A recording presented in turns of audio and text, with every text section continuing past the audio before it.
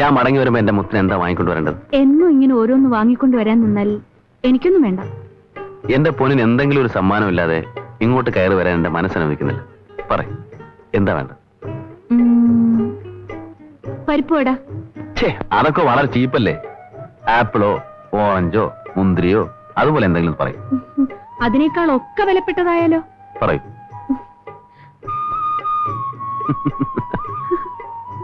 അത് ready stock ഉള്ളതല്ലേ, എപ്പോഴും തരാലോ. എത്ര കിട്ടിയാലും മതി വരാത്ത സമ്മാനം അത് മാത്രമാണ്. ഇപ്പോഴാണോ?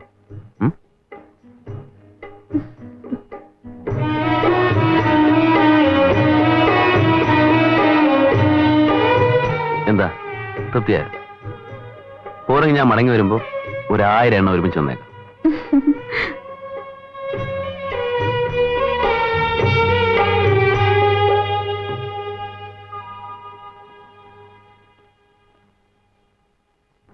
എന്റെ രൂപ ഉണ്ടെങ്കിൽ ഒരു 50 രൂപ. എപ്പോഴും ചോദിച്ചാൽ എന്റെ എവിടുന്നാ പണം? കഴിഞ്ഞ ആഴ്ചയിലെ 100 വാങ്ങിച്ചത്, അതിന് മുമ്പത്തെ ആഴ്ചയും ഞാൻ പണം തന്നു. പിന്നെ വെറുതെ പറ്റുമോ? ഒന്നും ചെലവില്ലാതെ ഒരു കൊച്ചു പെണ്ണത് സുഖിച്ച് ജീവിക്കാമെന്നാണ് വിചാരം?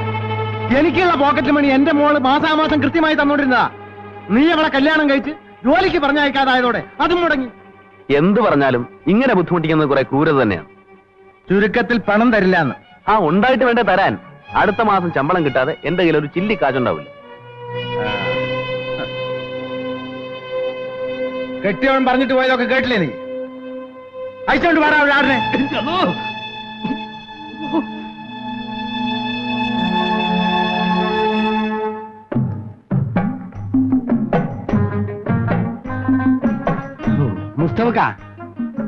മുസ്തഫക്ക,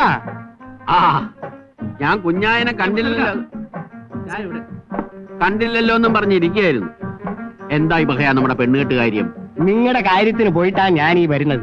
പറ്റിയ ഒന്നിനെ ഒത്തു കിട്ടണ്ടേ? ചിലത് തണ്ണിമത്തം പോലെയാണെങ്കിൽ മറ്റേത് മുരിങ്ങാക്ക പോലെയുള്ളതാണ്. മനസ്സിലായ? ഒരെണ്ണം നമ്മുടെ ലിസ്റ്റിലുണ്ട്. നിങ്ങൾക്ക് പിടിക്കുവോ എന്തോ? പെണ്ണ് തന്നെയാണല്ലോ, ഞങ്ങൾക്ക് പിടിക്കാണ്ട വരൂല. ഏതാണെന്ന് പറഞ്ഞാ മതി. 2ാം കെട്ടാ. കാലിൽ ഒരു ചെറിയ ഉണ്ണിമന്തുണ്ട്. അത് മാത്രം ഇവിടെ പറയരുത്. ആയസ് ഒടുങ്ങും വരെ ഇങ്ങനെ തന്നെ കഴിഞ്ഞാലും വേണ്ടൂല. മന്തിപ്പെണ്ണിനെ കെട്ടാൻ ഞമ്മളെ കിട്ടൂല. പേരക്കിടാങ്ങളെ താലോലിച്ച് നടക്കാൻ പ്രായമായ തനിക്ക് കക്കിരിപ്പിഞ്ച് പോലെയുള്ള പെണ്ണിനെ എവിടെ പോയി തപ്പിയെടുക്കാനാ? മനസ്സിലായ? നിക്കട്ടെ, സ്റ്റോപ്പ് പ്ലീസ്. ഇറങ്ങണം. ഒരു 10 നിമിഷം താമസം തൊട്ടാ കയ്യിൽ കാശുകൾക്ക് വയറഞ്ച് ചായ കുടിക്കാം.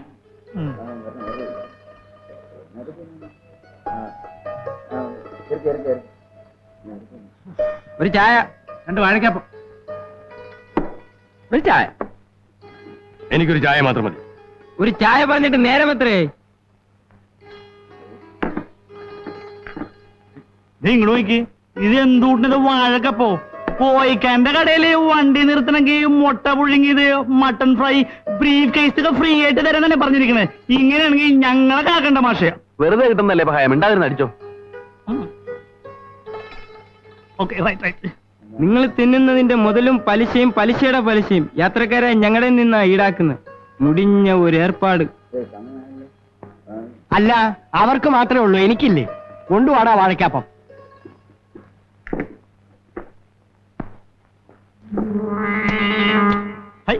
എല്ലാരോടും താമസിക്കാമെന്നാണ്. സമയം ഇഷ്ട സമയമായി പോവാ. വരട്ടെ.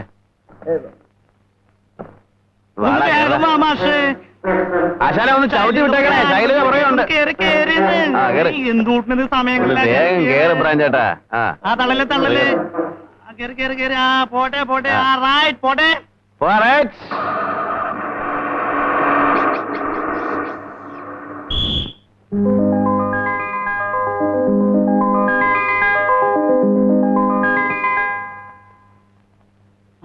ഞാൻ പറഞ്ഞ കാര്യം എന്താ? ഞാൻ നടക്കും എന്റെ കുഞ്ഞാനിക്ക.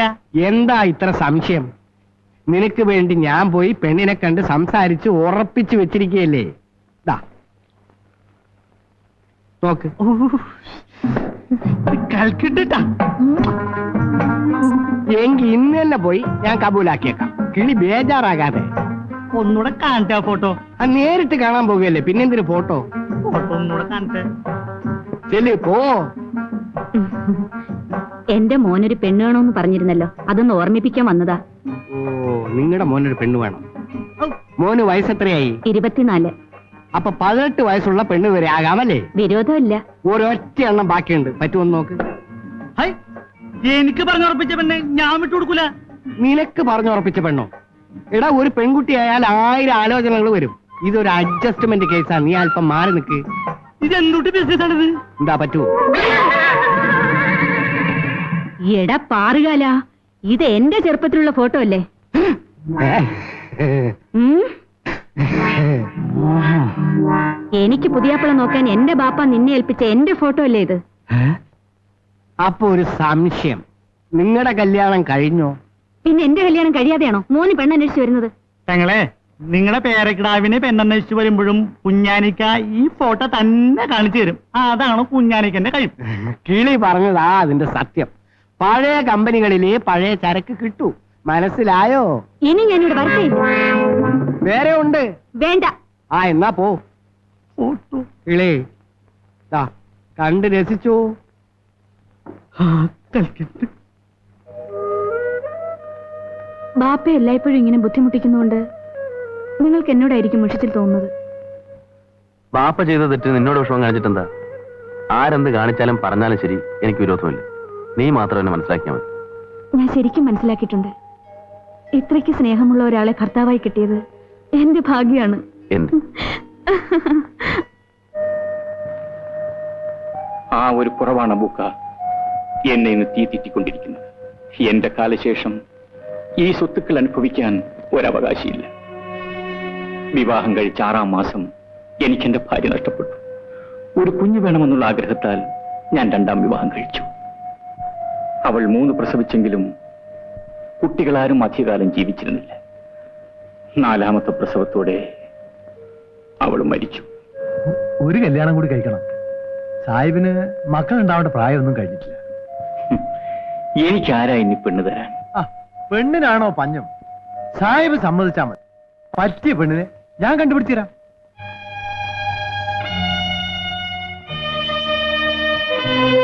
സാഹിബ് എന്താ ഒന്നും മിണ്ടാത്തത്? ഒരു പെണ്ണിനോടൊത്ത് ജീവിക്കാനുള്ള മോഹം കൊണ്ടല്ല. ഈ ഭാരിച്ച സ്വത്തിന് ഒരവകാശം ഉണ്ടായി കാണാനുള്ള ആഗ്രഹം കൊണ്ട് വേണമെങ്കിൽ ഞാനൊരു വിവാഹത്തിന് കൂടി തയ്യാറാകാം. വളരെ നല്ലത്. ഇനി അങ്ങോട്ട് സാഹിബിന് ഒരു വിഷമം അനുഭവിക്കേണ്ടി വരില്ല. സാഹിബിന് പെണ്ണ് കണ്ടുപിടിക്കണതും കല്യാണം കഴിപ്പിക്കണതും ഒക്കെ എന്റെ ചുമതല. അപ്പോ ഞാനതകട്ടെ.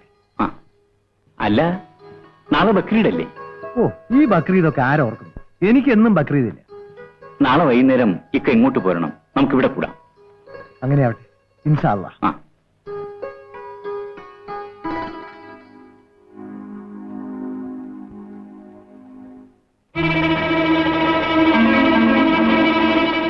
ഈ ഭാരിച്ച സ്വത്തിന് ഒരവകാശം ഉണ്ടായി കാണാനുള്ള ആഗ്രഹം കൊണ്ട് വേണമെങ്കിൽ ഞാനൊരു വിവാഹത്തിന് കൂടി തയ്യാറാകാം.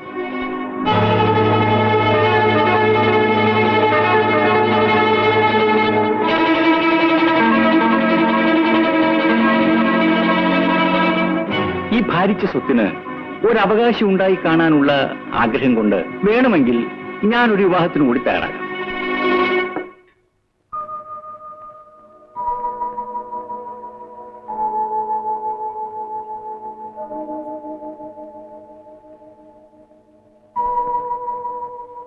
നിങ്ങൾ എന്താ ഈ ആലോചിക്കുന്നത്?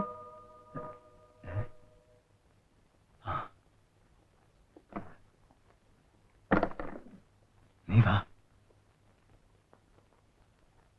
പിന്നെ ഞാൻ ആ കുഞ്ഞു മുഹമ്മദ് സാഹിബിനെ കുറിച്ച് നിന്നോട് പറഞ്ഞിരുന്നില്ലേ? അതെ. അയാളിപ്പോ ഒരു കല്യാണത്തിന് സമ്മതിച്ചിരിക്കുക. അതിന് നമുക്കെന്താ? കെട്ടിച്ചു കൊടുക്കാൻ നമ്മുടെ പെൺകുട്ടികളില്ലല്ലോ. ഉണ്ടടി മറിയമ്മ, റംലത്ത് പെണ്ണല്ലേ? ഇതെന്ത് കൂത്താണ് നിങ്ങൾ ഈ പറയുന്നത്? അവൾക്ക് കെട്ടിയവനില്ലേ? കെട്ടിയവൻ എടി 3 മൊഴിയുടെ ബന്ധല്ലേ? അതങ്ങ് അവസാനിപ്പിച്ചാൽ നിങ്ങൾക്ക് തലയ്ക്ക് ചൂടാ. നെല്ലിക്കത്തോളം വെച്ചാലേ ശരിയാവും.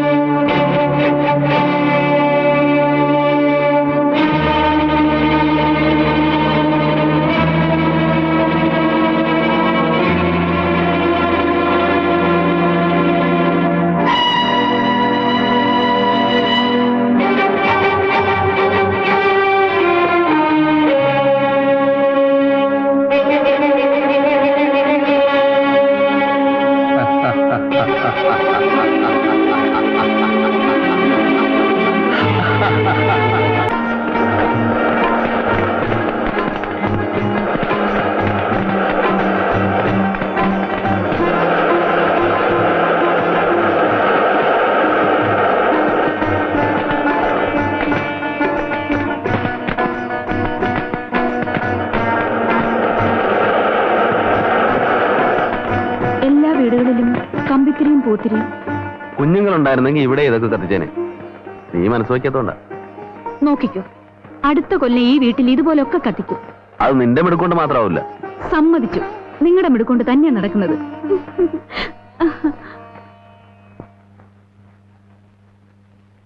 എങ്ങനെ, കൊള്ളാമോ? തെറ്റില്ല. രണ്ടാം കല്യാണാണ്. അപ്പോ ആദ്യ ഭർത്താവ്? അവൻ അത്ര സുഖമില്ലാത്തവനായതുകൊണ്ട് മൊയ് വാങ്ങി. ആ, അതിരിക്കട്ടെ, പെണ്ണിനെ ഇഷ്ടപ്പെട്ടോ? ഇഷ്ടപ്പെട്ടില്ലെങ്കിൽ പിന്നെ കൂടുതൽ എന്തെങ്കിലും ചോദിക്കാൻ ശ്രമിക്കുമായിരുന്നു. ചുരുക്കത്തില് കല്യാണം കഴിക്കാൻ സമ്മതാണെന്ന്. പെണ്ണേതാണെന്ന് പറഞ്ഞില്ല. എന്റെ മോള് തന്നെ, റംലത്ത്. ഓ, പറയുമ്പോ കുഞ്ഞു മുഹമ്മദ് സാഹിബ് റംലത്തിന് കല്യാണം കഴിക്കാൻ സമ്മതിച്ചു. നിങ്ങൾ എന്ത് പച്ചപ്രാന്തായി പറയുന്നത്? നൊസ്സുണ്ടോ മനുഷ്യ നിങ്ങൾക്ക്? കല്യാണം കഴിഞ്ഞ ഒരു ആണിനോടൊത്ത് കഴിയുന്ന ഒരു പെണ്ണിനെ? അതല്ലേ ഇബ്ലീസ് എന്നോട് ഞാൻ നേരത്തെ പറഞ്ഞത്. ഇനി അവന്റെ അവളുടെ മൊഴി വാങ്ങണം. മാവേ കിടക്കുന്ന മാങ്ങ പറിച്ചെടുക്കുന്ന എളുപ്പത്തിൽ നടത്താൻ പറ്റുന്ന കാര്യം പോലാണല്ലോ നിങ്ങളുടെ സംസാരം. ഒരു കാരണവും കൂടാതെ. കാരണം ഇല്ലെങ്കിൽ ഉണ്ടാക്കണം, അതിനാ തലച്ചോറ്.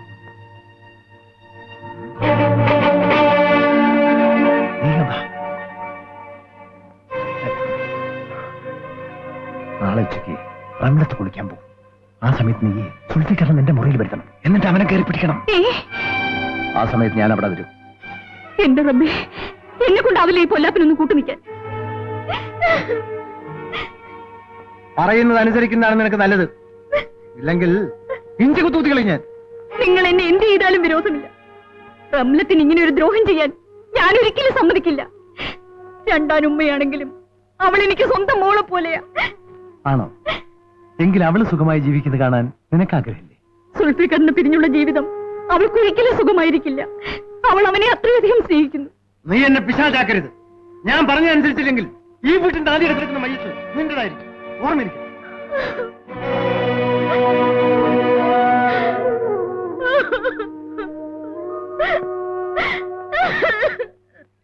എന്ത് മാങ്ങാത്തൊലിയാണ് ഇത്ര കണ്ട് ആലോചിക്കാനുള്ളത്?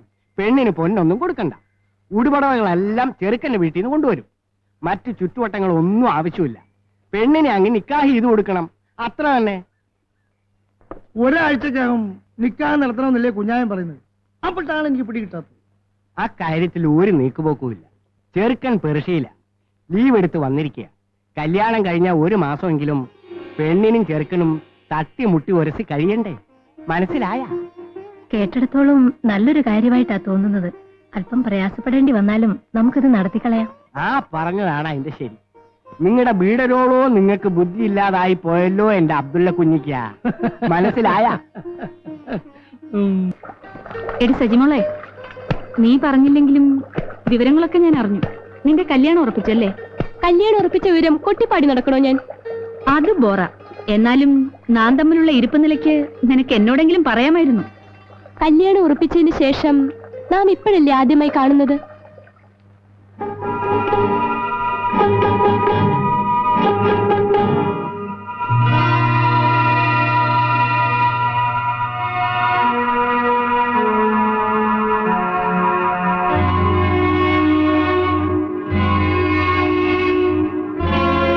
ഞാൻ പറഞ്ഞ അനുസരിച്ചില്ലെങ്കിൽ ഈ വീട്ടിന്റെ ആദ്യം എടുക്കുന്ന മയ്യത്ത് നിന്റേതായിരിക്കും. ഓർമ്മയിരിക്കും.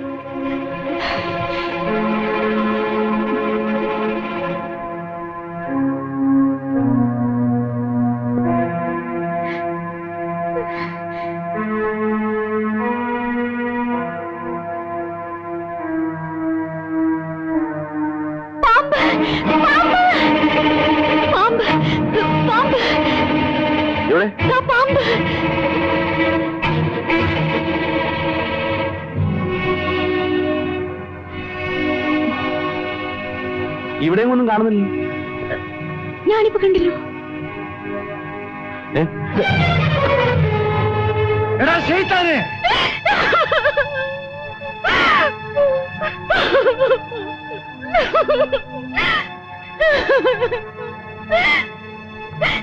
ഞാൻ ഉറങ്ങിക്കിടക്കുമ്പോ ഈ ദ്രോഹി വന്നെന്നെ.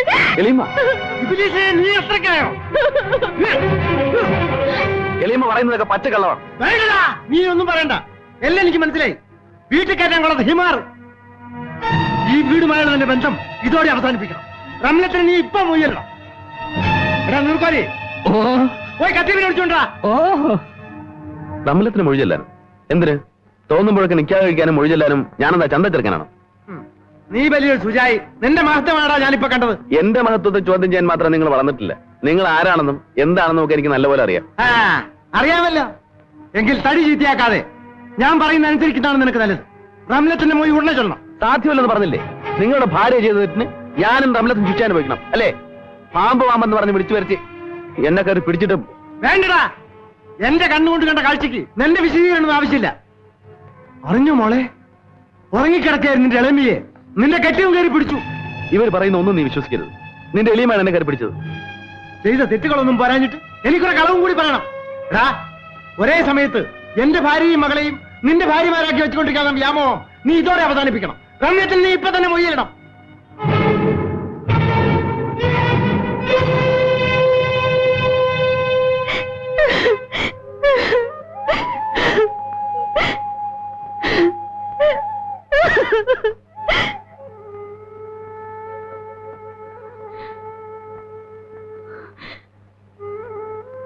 നിങ്ങൾ ഇത്രയ്ക്ക് വൃത്തികെട്ട മനുഷ്യനാണെന്ന്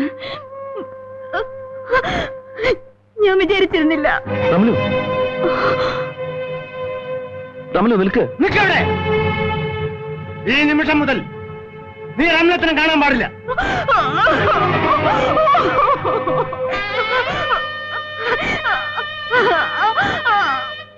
നിങ്ങളുടെ മകൾ റംലത്തിന്റെ മൊഴി 1 ചൊല്ലി 2 ചൊല്ലി മുത്തലാക്ക് 3 ചൊല്ലി പിരിച്ചിരിക്കുന്നു.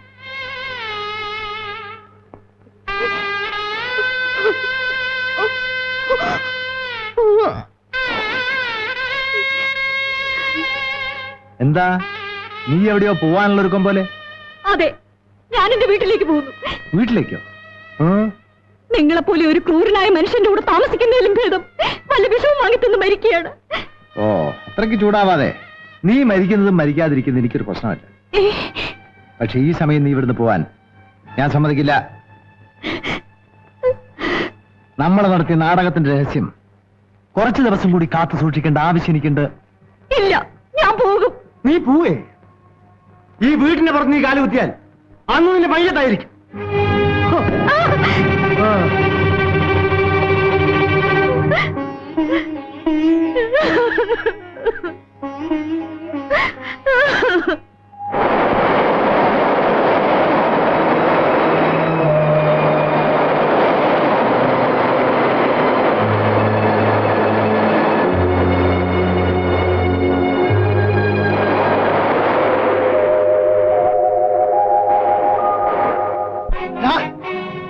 ആ ദജ്ജാലപ്പൂനെ മോളെ കല്യാണം കഴിക്കാൻ നീ തീരുമാനിച്ചു അല്ലേ? എനിക്ക് അവളെ ഇഷ്ടമാണ്. നിന്റെ ഒരു ഇഷ്ടം. ഈ ദജ്ജാലപ്പൂ ആരാണെന്ന് നിനക്കറിയാമോ? അങ്ങാടി പിള്ളേരോടൊപ്പം എച്ചിലത പറക്കുകയും കടത്തിലേക്ക് കിടന്ന് ഉറങ്ങി വളർന്നവനാണ് അവൻ. 10 ചില്ലിക്കാശിന് വേണ്ടി ആരെ എന്ത് ചെയ്യാൻ പഠിക്കാത്ത നീചൻ. എടാ, നിന്റെ റംലത്തിന്റെ ഉമ്മ മരിച്ചെങ്ങനെയാണെന്ന് നിനക്കറിയാമോ? വേറും ഒരു തേങ്ങയുടെ തർക്കത്തിന്റെ പേരിൽ പൂർണ്ണ ഗർഭിണിയായിരുന്ന അവളെ ഒറ്റ ചവിട്ടിൽ കൊന്നു കളഞ്ഞാണ് അവൻ. ദജ്ജാലപ്പൂ തെറ്റ് ചെയ്തതിന് റംലത്ത് എന്ത് പഴിച്ചു? അവളൊന്നും പഴിച്ചില്ലടാ. പക്ഷേ നിന്റെ പെങ്ങൾക്കൊരു കല്യാണാലോചന വരുമ്പോ ആങ്ങളെ ദജ്ജാലപ്പൂവിന്റെ മരുമോനാണെന്ന് പറയുന്നത് എനിക്ക് ഒരു നാണക്കേടാണ്. ബാപ്പ ഇത്രയ്ക്ക് പറയുന്ന സ്ഥിതിക്ക് നിനക്ക് ആ ബന്ധം വേണ്ടെന്ന് വെച്ചുകൂടെ സുൽഫി? ഞാൻ അവളെ സ്നേഹിച്ചു പോയി. എന്നാ അത് തന്നെ നടക്കട്ടെ. പക്ഷെ ഒന്ന്, ദജ്ജാലപ്പൂവിന്റെ മരുമകനാകുന്നതിന് മുമ്പ് അബ്ദുള്ള കുഞ്ഞിയുടെ മകൻ മരിച്ചിരിക്കണം. ദജ്ജാലപ്പൂവിനെ മോളെ കല്യാണം കഴിച്ചിട്ട് ഈ വീട്ടിലെ കയറി വരാൻ നീ വിചാരിക്കണ്ട. ഈ വീടുമായിട്ടുള്ള നിന്റെ എല്ലാ ബന്ധങ്ങളും ഇതോടെ അവസാനിച്ചിരിക്കുന്നു. ബാപ്പ ഇത്രയൊക്കെ പറഞ്ഞിട്ടും നിന്റെ തീരുമാനത്തിൽ നിന്ന് മാറാൻ നിനക്ക് പറ്റുന്നില്ലേ? മോനെ, പൊയ്ക്കോ. നിന്റെ ഇഷ്ടം പോലെ ചെയ്തു. ഇനി എന്റെ മയ്യത്ത് കാണാൻ കൂടി നീ ഈ വീട്ടിലേക്ക് വരുന്നത് എനിക്ക് പൊരുത്തമല്ല.